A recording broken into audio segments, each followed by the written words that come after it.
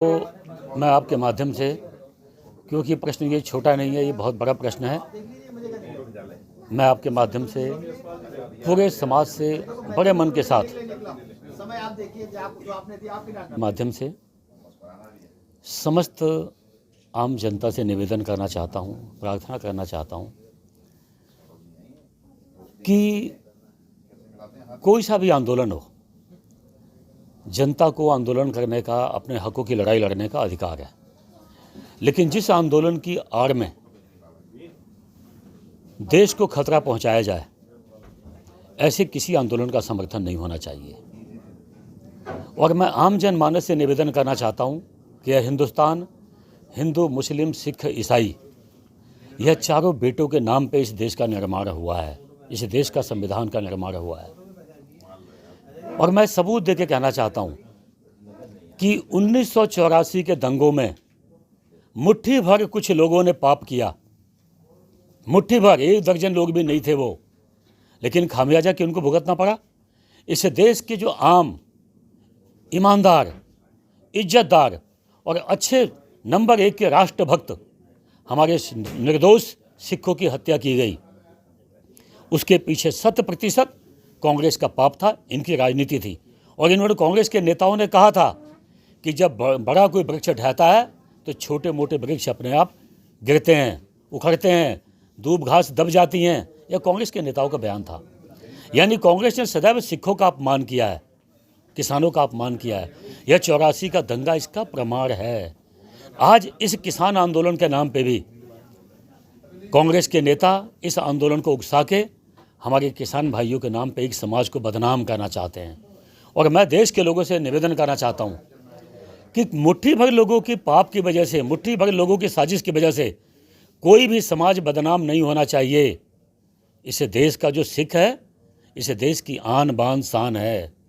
उसके सम्मान के खिलाफ कोई भी समाज या कोई भी राजनीतिक व्यक्ति अगर जो उंगली उठाएगा तो उसको बर्दाश्त किसी कीमत पे नहीं किया जाएगा, क्योंकि यह देश संविधान से चलेगा। यह देश हिंदू, मुस्लिम, सिख, ईसाई, ये चारों देश के लाल हैं, बेटे हैं। और इनके चारों पर किसी एक को, समाज को भी कोई भी राजनीतिक दल बदनाम करेगा, उसको मुंह तोड़ जवाब दिया जाएगा, किसी कीमत पे बर्दाश्त नहीं किया जाएगा। और मैंने दिल्ली पुलिस और जो देश में इस समय कानून के नाम पे जो अधिकारी काम कर रहे हैं, मैं उनसे भी निवेदन करना चाहता हूं कि निश्चित ही किसान आंदोलन के नाम पे कुछ मुट्ठी भर लोगों ने पाप किया है, तो जिन्होंने पाप किया है वो दोषी हों। उनकी वजह से आम किसानों को, आम सिखों को किसी कीमत पे उनको कोई कीमत ना चुकानी पड़े, क्योंकि वो भोले भाले लोग हैं, आम लोग हैं, किसान लोग हैं। उनको किसी पाप से ना जोड़ा जाए। ये मैं आपके माध्यम से मैं सबसे, मैं जो मेरे से नीचे अधिकारी हैं, मैं उनको भी निर्देशित करना चाहता हूँ। और ख़ासतौर पर जो उत्तराखंड के हमारे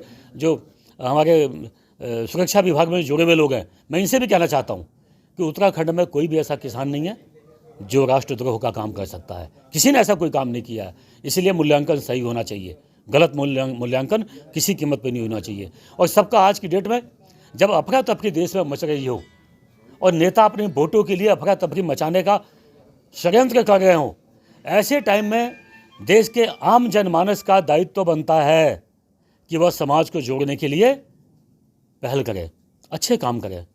समाज को तोड़ने का काम नहीं करना चाहिए, जोड़ने का काम करना चाहिए। मुझे कोई विरोध नहीं झेलना पड़ा। ये जो आंदोलन हुआ है, ये इस आंदोलन का हिस्सा है, इसका काम है।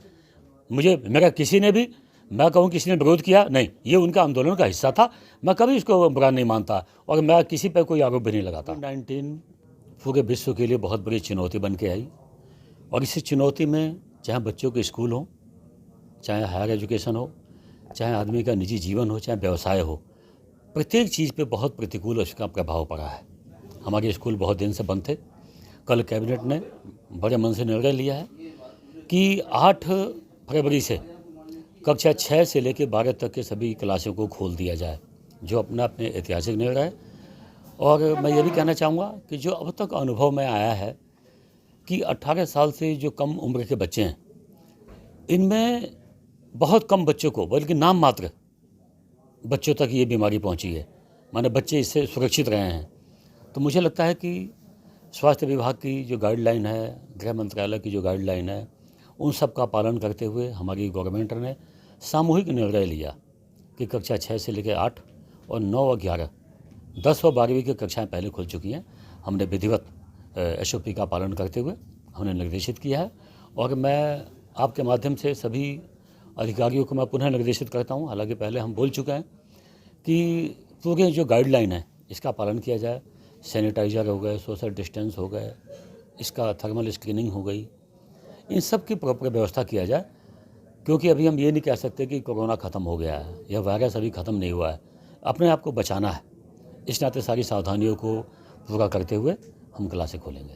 आपके माध्यम से कहना चाहता हूँ कि सभी स्कूलों को सरकार ने भी निर्देशित किया है और कोर्ट ने भी निर्देशित किया है कि वो मात्र ट्यूशन फीस लेंगे। ट्यूशन फीस के अतिरिक्त कोई भी विद्यालय कोई अगर जो गलत तरीके से फीस ले रहा है तो निश्चित ही कोई भी व्यक्ति हमको इसकी जानकारी देगा तो हमने पहले भी जहाँ हमको जानकारी मिली हमने उन पर अंकुश लगाया और मैं आगे भी बोल रहा हूँ कि अगर जो कहीं भी इस प्रकार की शिकायत आएंगी तो उन संस्थाओं के खिलाफ कार्रवाई की जाएगी।